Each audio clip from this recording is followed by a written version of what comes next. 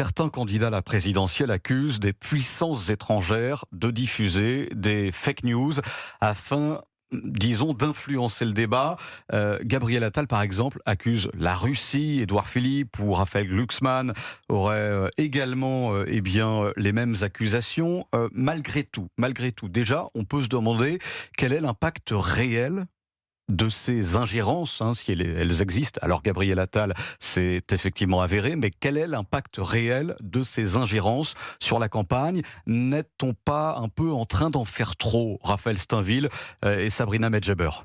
Moi, je pense que c'est une question qu'il faut se poser, et la manière dont Gabriel Attal, Édouard Philippe et Raphaël Glucksmann communiquent sur ces ingérences étrangères pour, d'une certaine manière, essayer de faire décoller leur campagne, m'interroge. La manière dont certains d'entre eux s'inquiètent du silence d'un certain nombre de leurs opposants, notamment du Rassemblement national, pour dénoncer ces ingérences supposées, m'interroge également. C'est-à-dire que tout d'un coup, de participer ou non à ce récit des attaques venues de l'étranger, ce serait finalement être un allié objectif, qui de la Russie, qui des Chinois, qui des Américains.